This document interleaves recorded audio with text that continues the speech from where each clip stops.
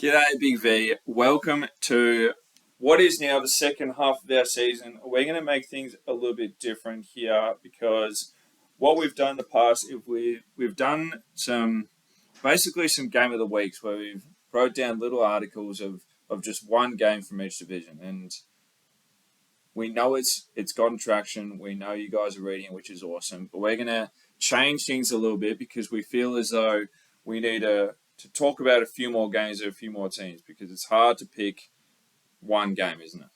Yeah, there's so many good ones out there. We don't want to just focus on one. Let's broaden our horizons and let's discuss more of the league. Absolutely. So we're going to do 4 podcasts.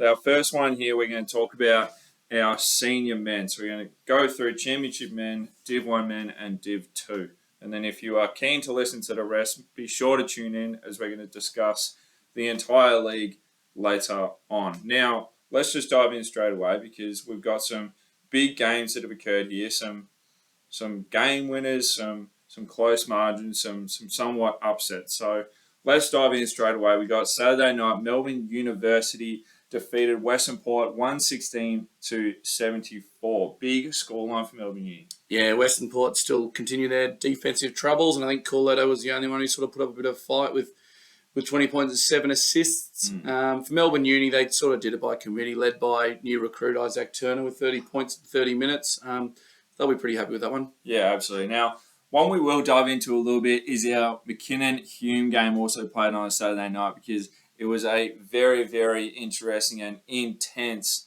last, 10 to 15 seconds. We had Sharif Black, one of the league's best point guards, one of the most dominant guys around at the moment, have an almost wide open. Yeah. Yeah. There was a breakdown. Hume had a breakdown in defense off the sideline play to give Sharif Black the opportunity to put their mob a point ahead, and he certainly didn't disappoint hitting it. It didn't look like missing, let's be honest. No. I think he held his follow through too. Yeah, then he ran. He took off. He did. Now Hume had the extra chance, and then in comes Big Jordan Vandenberg to protect the line. Yeah. Certainly intimidating for Vitala to try and pass through that, but unfortunately led to a fumbled ball by Troyes, which is a bit uncharacteristic. But McKinnon come out on top with the 1 point win. Yeah, it was very impressive. Sharif Black finished with 29 for that game. Troyes had 27 of his own. Pretty efficient. He shot over 50% for the game, but just unlucky to get that win there. Now, moving on, we had Keysborough, who couldn't get it done over Wyndham. Wyndham away from home. Got it done 102-97. Another close game. Yeah, these guys, I think they only took it. Keysborough went down by a point earlier in the season to Wyndham, so it's a pretty good matchup for him. Isaiah Givers had his best game of the season with 22 points, 11 rebounds. Very solid. And Maurice Howard with 28 points, including, I believe, he made 4 clutch free throws down the stretch. And Adetomi Ayelara gets his starting 5 blue carpet debut with 20 points to go with his 13 rebounds and 6 assists. So some impressive numbers and good support around Howard. Yeah, absolutely. And then Blackburn had a good win against Bellarine. Bellarine probably won't be overly stoked with that outcome. They probably would have hoped to do a little bit better. I think Varley was somewhat quiet in that game. Yeah, I think Bellarine is sort of trending in the right direction, which is really pleasing to see. And they would have seen this one as a gettable one against Blackburn. But to Blackburn's credit, on their home floor, they stood up and had some pretty good contributors. One stat line I saw was our man Ed Burke. Despite 0 points in his 17 minutes, he got 6 blocks. Jeez. 6 blocks in 17 minutes. That's outrageous. He's a crazy athlete. Sunbury did defeat Campbell. We believe it was a pretty close game for almost three quarters. Yeah. Towards the end, I think our guy Ish Sanders just sort of took over and wanted this game over pretty quickly. I think Max Barkley added some value there too, which was very nice. Yeah, no, Sanders just a level above in that one. And then we finish off the weekend with one Sunday game, and it was an absolute blockbuster. Sunbury taking on Melbourne University. Went to OT.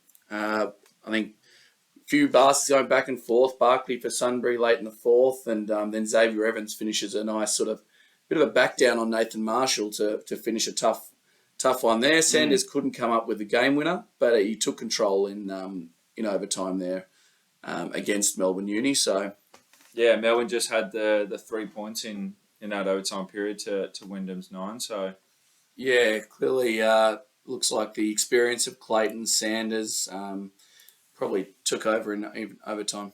absolutely. Now moving on, let's get to Division 1 men because we had some big games here. We had Gippsland take the win over RMIT at home, 79-74. Very close game. Yeah, really well even matchup here. Sorry, even the entire way until Gippsland won the last quarter by 5. Canavan and O'Brien sort of the best for Gippsland. Steve Coffey flirting with a triple-double again. Yeah. For them. Very good game. Yeah, and then we had Shepparton and Warrnambool, and now this was a seesaw of events.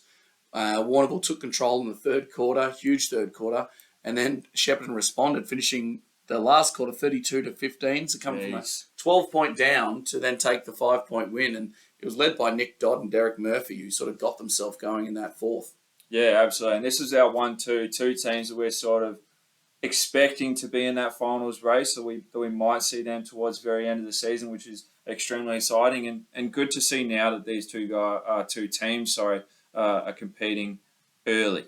Yeah, Very yeah. nice to see. No doubt these guys will be there come finals time. Absolutely. Chelsea couldn't get it done at home against Bulleen on the road, 85-101. Bulleen just proved to be a little bit too strong there. I believe Frosty had quite a nice game for him.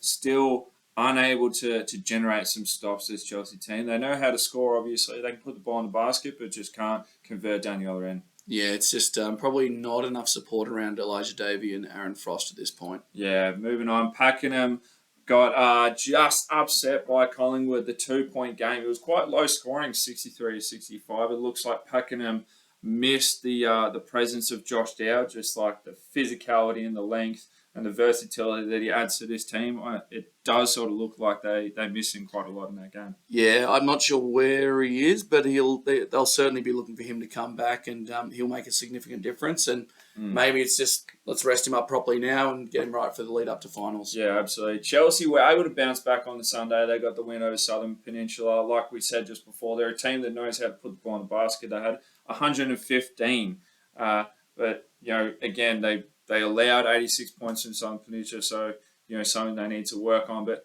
Coburg and Warrandyte, again, Warrandyte fell just short by 3 points, so that gives Coburg sort of that little edge into that finals race, keeps them hanging around. Yeah, 6th versus 7th there, so Coburg will be stoked to get the win on that one, just to give them a little bit of a boost. And Patrick or Michael Burt, I think he goes by 2 names, was huge for Warrandyte. He wasn't quite enough to get him over Coburg. Yeah. Division 2 now. We had Surf Coast host the Wallen Panthers, and Surf Coast came up short, 86-90. That was a big game, I believe. Am I right in saying it went to overtime? Yeah, it was overtime thriller here. We and a high scoring overtime too. There was actually they weren't shy about it. 19-15 in OT. Tyler Erard earned blue carpet, starting 5 honours with his 30 and 9. Conrad Cooper just missed it with 17 and 18. But yeah, it was Keenan Gorski for Wallen. He's started to turn up come the back end of the year, hitting 5 threes for his 34 points. And then they just had a bit of a level sort of good contributors, which helped them out. Yeah, absolutely. We then had Altona get was it the tip in over Melton, 100-99. It says tip in on the I haven't quite seen the video, but it says tip in on the play-by-play, and it was a buzzer beater. So Melton just show again they're thereabouts. They just cannot win these games, but it's always close. And realistically, this season could have gone a very different way if they were able to get some of those wins. Yeah, Whittlesea took the win on the road against Sherbrooke, 99-61. These guys continue to be undefeated. They went back again on the Sunday. They hosted Maccabi and got the win, 85-53. So this team just look like they're on a constant charge. They're not looking like they're going to slow down anytime soon, are they? Nah, just so many good players, and it was a surprise